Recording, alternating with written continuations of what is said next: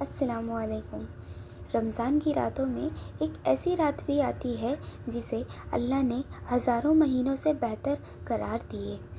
ایک ایسی رات جس میں تقدیریں لکھی جاتی ہیں، گناہ معاف ہوتے ہیں اور رحمت کے دروازے کھل جاتے ہیں، شب قدر کی رات۔ لیکن سوال یہ ہے، اس رات کا اصل راز کیا ہے؟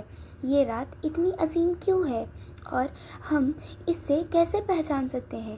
آج کے اس ویڈیو میں ہم شب قدر کی حقیقت، اس کی فضیلت اور اس رات کی روحانی کہانی کو سمجھیں گے۔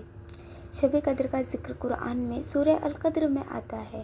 اللہ فرماتے ہیں کہ ہم نے قرآن کو شب قدر میں نازل کیا، یعنی یہ وہ رات ہے جس میں قرآن کا نزول شروع ہوا، فرشتے زمین پر اترتے ہیں، سلامتی ہوتی ہے اور یہ رات صبح تک رحمت سے بھری رہتی ہے۔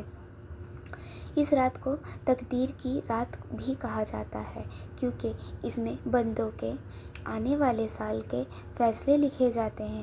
سوچئے، ایک رات کی عبادت 1000 مہینوں کی عبادت سے بہتر، یعنی لگ بھگ 38 سال سے بھی زیادہ کا ثواب۔ اس رات دعائیں قبول ہوتی ہے، گناہ معاف ہوتے ہیں، دل کو سکون ملتا ہے، روحانیت اپنے عروج پر ہوتی ہے۔ روایت میں آتا ہے کہ اس رات آسمان کے دروازے کھل جاتے ہیں اور اللہ کی رحمت ہر طرف پھیل جاتی ہے۔ سب سے بڑا راز یہ ہے کہ اس کا ایگزیکٹ دن چھپایا گیا ہے۔ آخری عاشورہ کی اودس نائٹ 21، 23، 25، 27 یا 29 رمضان میں اسے تلاش کرنے کا حکم دیا گیا۔ کیوں؟ تاکہ انسان صرف ایک رات نہیں بلکہ پوری راتوں میں عبادت کرے۔ یہ اللہ کی حکمت ہے، جو تلاش کرتا ہے وہی پاتا ہے۔ شب قدر ہمیں یہ سکھاتا ہے کہ زندگی کی اصلی قیمت روحانیت میں ہے۔ معافی مانگنے والا کبھی خالی نہیں جاتا۔ اللہ کی رحمت انسان کی امید سے زیادہ ہے۔ اس رات کو ضائع نہ کریں۔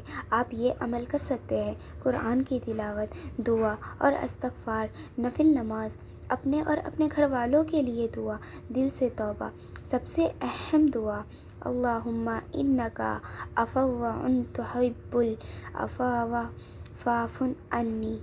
اس کا ترجمہ: یا اللہ، تو معاف کرنے والا ہے، ہمیں معاف فرما۔ شب قدر صرف ایک رات نہیں، یہ ایک موقع ہے نئی زندگی شروع کرنے کا۔ اگر دل ٹوٹ گیا ہے، اگر گناہ کا بوجھ محسوس ہوتا ہے، تو یہ رات امید کا پیغام ہے۔ کبھی کبھی ایک رات انسان کی پوری زندگی بدل دیتی ہے اور یہ وہی رات ہو سکتی ہے۔ دوستو، اگر آپ چاہتے ہیں کہ آپ کی تقدیر میں برکت ہو تو شب قدر کی راتوں کو ہلکا نہ سمجھیں۔